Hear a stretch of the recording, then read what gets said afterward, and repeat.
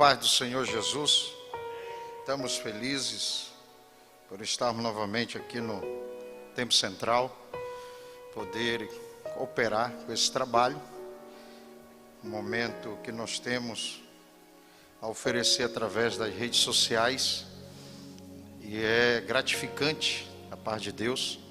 Nós estamos para levar a mensagem. Eu sei que ela tem um alcance muito grande, chega em lugares que a gente não pode chegar, vai aonde nós não podemos ir, e é de grande valia para a igreja, para o reino, para a mensagem do Evangelho sendo pregada. Nós louvamos a Deus pela vida do nosso pastor presidente, pastor Joel Holder, pastor presidente dessa igreja, e nos sentimos honrados de fazer parte desse ministério. Deus abençoe nossos amados irmãos, todos que estão ali do setor de número 3, está localizado ali no bairro Nacional. Todos que estão aí presentes, nós vamos ser um pouco assim, sucinto em nossas palavras, mas quero trazer um assunto em Mateus, o Evangelho do Senhor Jesus, escrito por Mateus, capítulo 7, versículo 21 ao 23. A epígrafe diz assim: quem entrará no reino dos céus? Eu quero usar esse tema que é oferecido aqui, está aqui oferecendo para nós, e eu quero utilizá-lo. Quem entrará no reino dos céus? Mateus 7, 21 ao 23 diz assim a palavra do Senhor: nem todo o que me diz Senhor, Senhor entrará no reino dos céus, mas aquele que faz a vontade de meu Pai que está nos céus. Muitos me dirão naquele dia: Senhor, Senhor, não profetizamos nós em teu nome, e em teu nome não expulsamos demônios, e em teu nome não fizemos muitas maravilhas? Versículo 23: e então lhes direi abertamente: nunca vos conheci, apartai-vos de mim, vós que praticais a iniquidade. Aqui está o texto, já está inserida a resposta da pergunta que nós fizemos: quem entrará no reino dos céus? O próprio Senhor Jesus já traz para nós a resposta dessa pergunta no versículo 21, quando ele diz: mas aquele que faz a vontade de meu Pai que está nos céus. Então nós vemos o Senhor trazendo a resposta para nós de quem entrará no reino dos céus. Então a gente vê que a entrada no reino, o crente ou o cristão, ele precisa ter uma vida prática, uma vida em Cristo Jesus, e não somente um evangelho de palavras. No versículo 22, nós vamos tentar desenvolver esse assunto, porque no versículo 22 nós vemos aqui uma visão futura, o Senhor Jesus, isso aqui tem muito na Bíblia, que é a presciência de Deus, uma visão que o Senhor ele já contemplou o que irá acontecer. Nós temos que estar atento para isso, porque a Bíblia está cheia de textos que mostra o que vai acontecer. E não é uma questão de predestinação, e sim uma questão de visão, de contemplar coisas que irão acontecer. Só Deus tem essa capacidade de ver acontecimentos que ainda irão acontecer. E no versículo 22 nós vemos um acontecimento que ainda irá aparecer, irá surgir. E o Senhor Jesus revela para nós que é a entrada proibida, será proibida a entrada de um grupo de pessoas. Claro, a gente sabe que tudo isso aqui é algo figurado para nós entendermos o que irá acontecer, ou tentar explicar a resposta à pergunta: quem entrará no reino dos céus?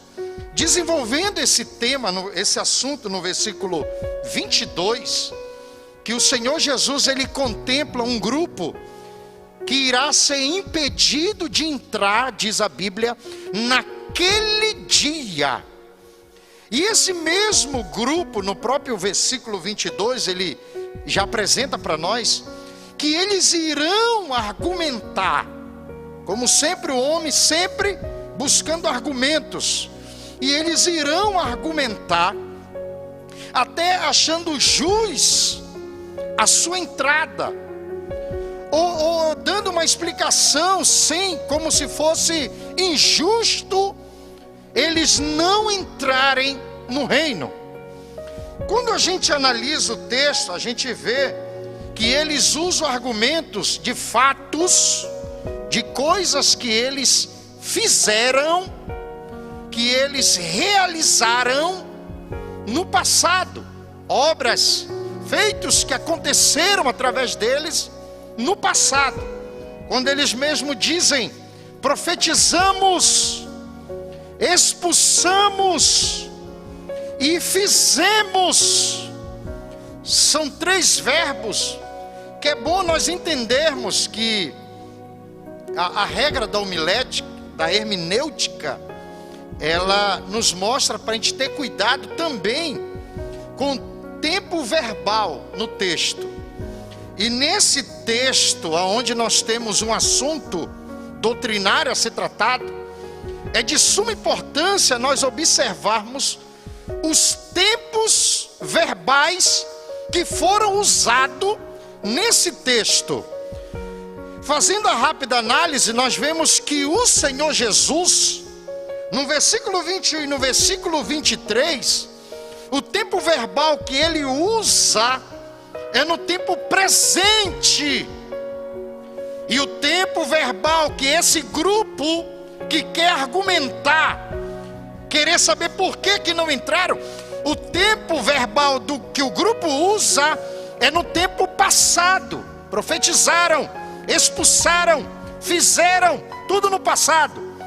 E o Senhor Jesus, ele usa o tempo, o verbo, no presente, quando ele diz: mas aquele que faz a vontade de meu Pai.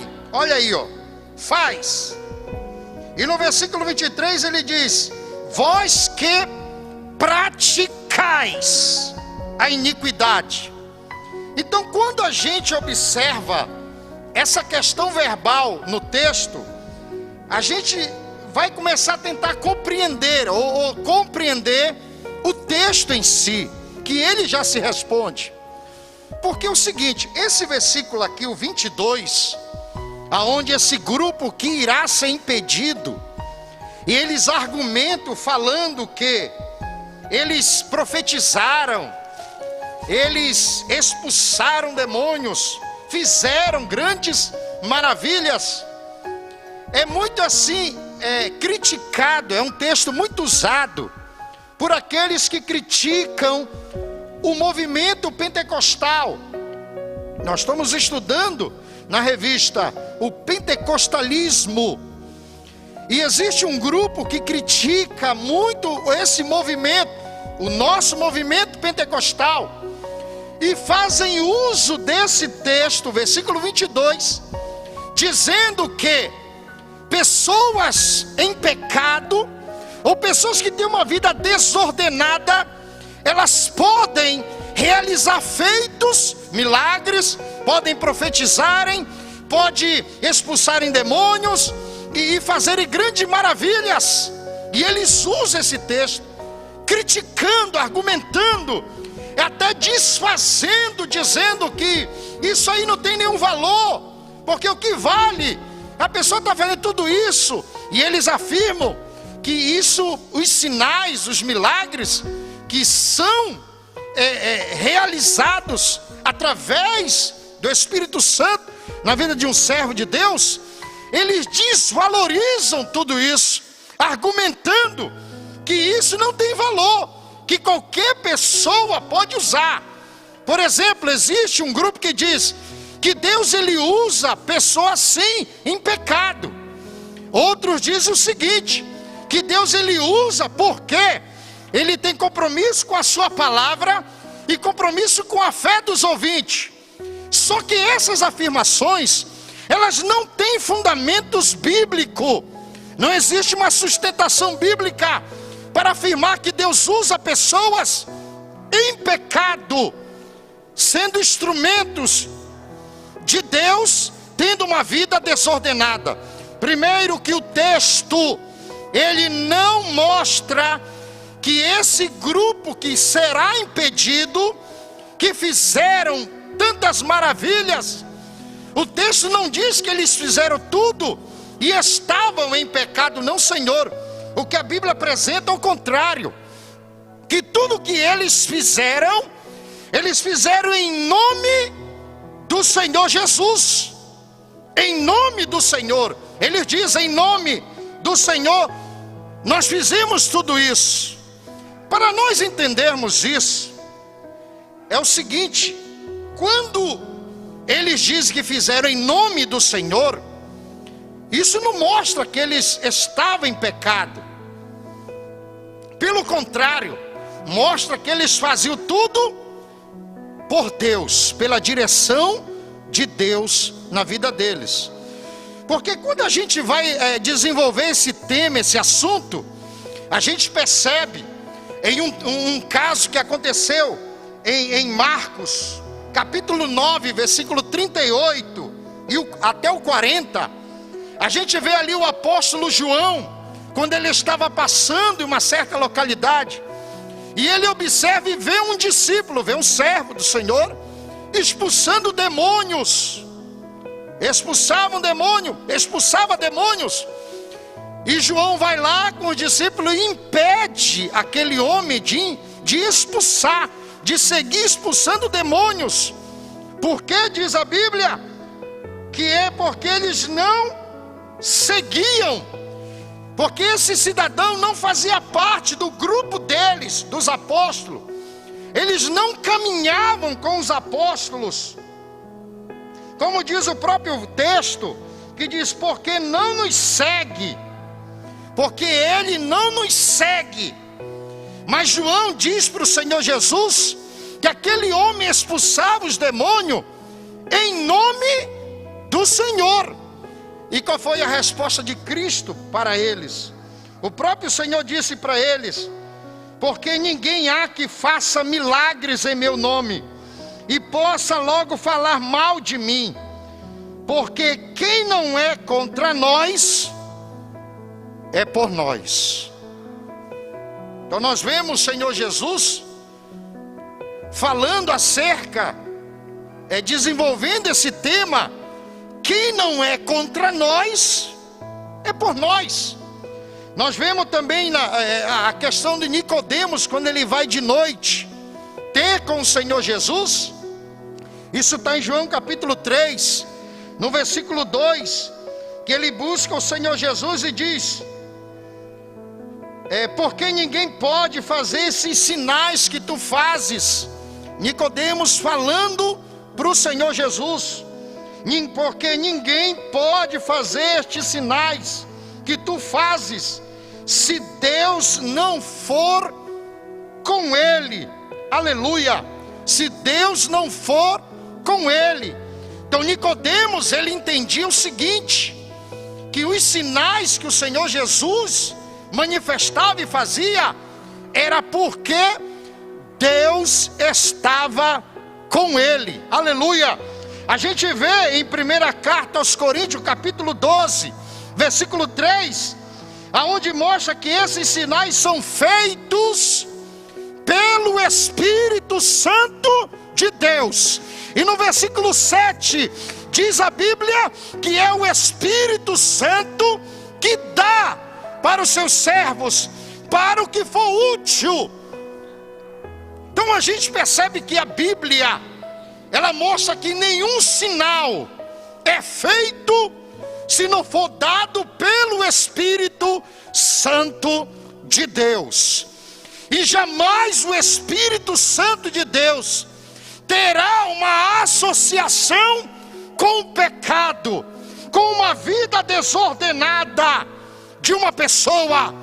A própria Bíblia nos revela em Isaías, quando ele diz que o que faz separação, o que nos separa de Deus, são as nossas práticas pecaminosas. Então não há uma associação, não há uma ligação, a ação do Espírito Santo com uma pessoa que vive uma vida na prática do pecado.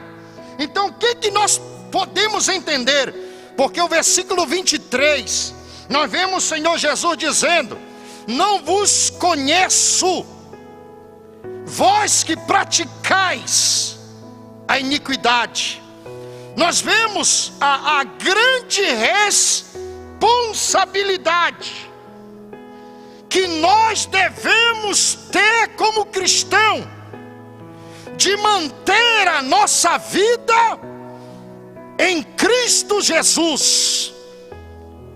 Tem uma frase que diz que as nossas obras do passado, ainda que sejam grandes e boas, elas não justificam os erros do presente.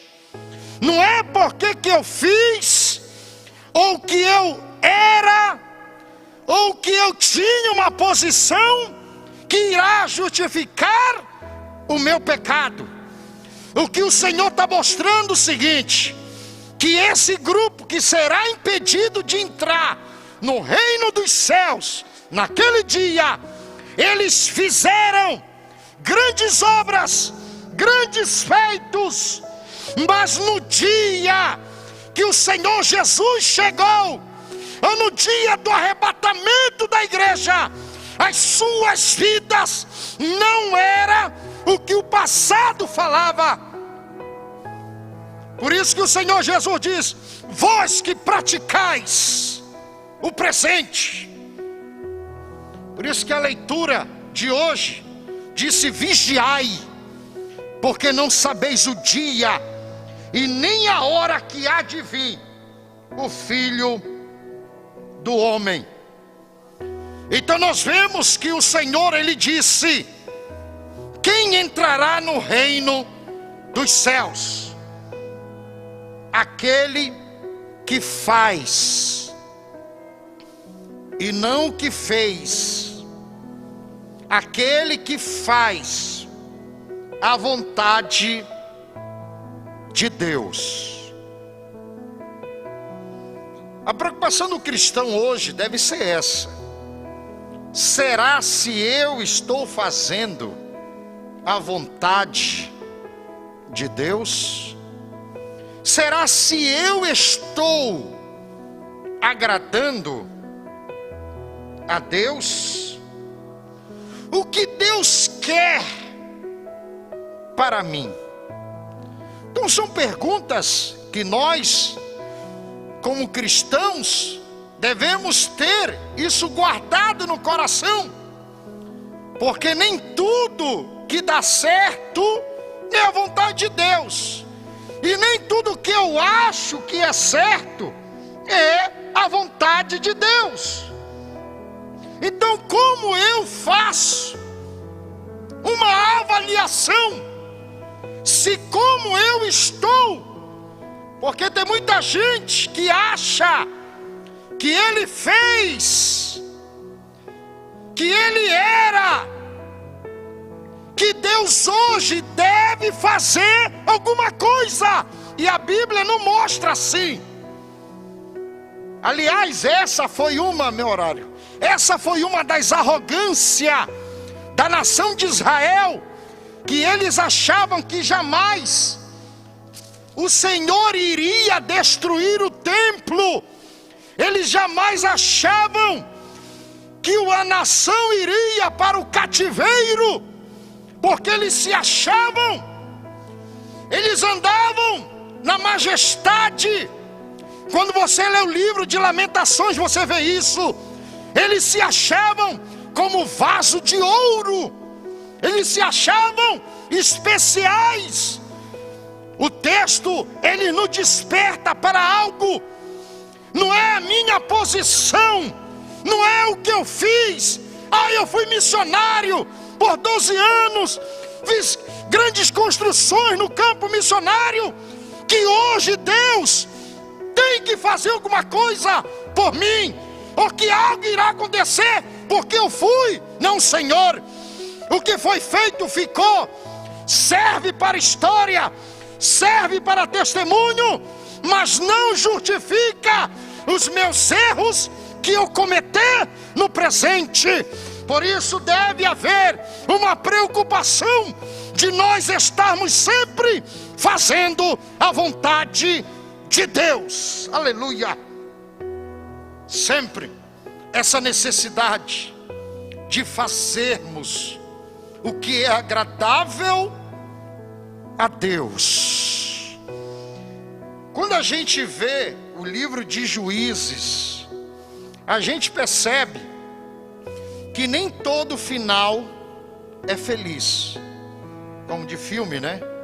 Nem todo final é feliz. E o livro de Juízes, ele termina de forma espantosa.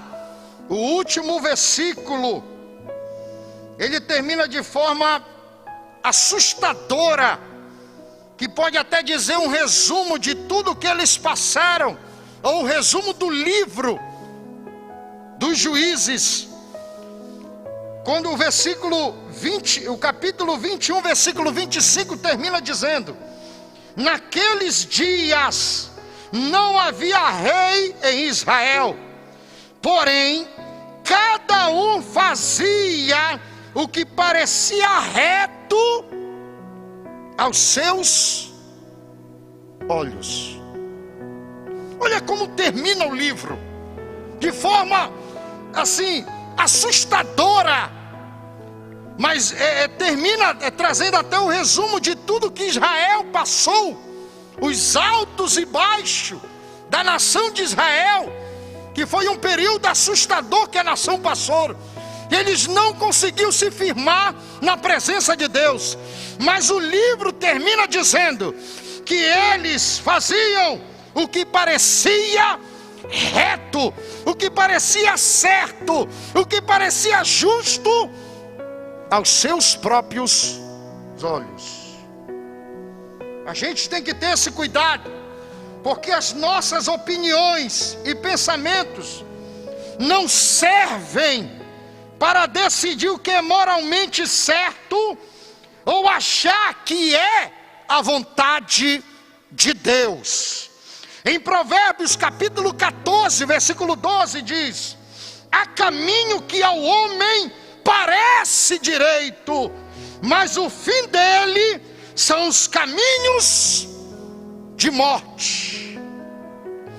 Então que nós venhamos ter o cuidado. Quem entrará no reino dos céus? O próprio Senhor Jesus diz: todo aquele que faz a vontade do Pai que está nos céus. que nós venhamos estar sempre atentos, fazendo sempre o que é agradável a Deus, sempre fazendo ou buscando fazer a vontade de Deus.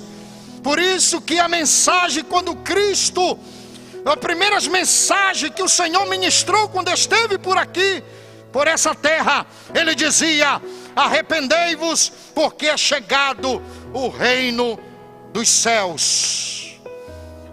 Que nós venhamos ter o cuidado de sempre fazer o que é agradável a Deus, porque para que nós não venhamos ser surpreendido naquele grande dia que chegará para todos nós. Então lembrem, nem todo final haverá um final feliz.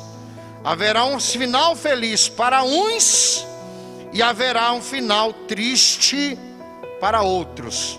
Então que nós venhamos hoje ter a preocupação de sempre fazer o que é agradável a Deus.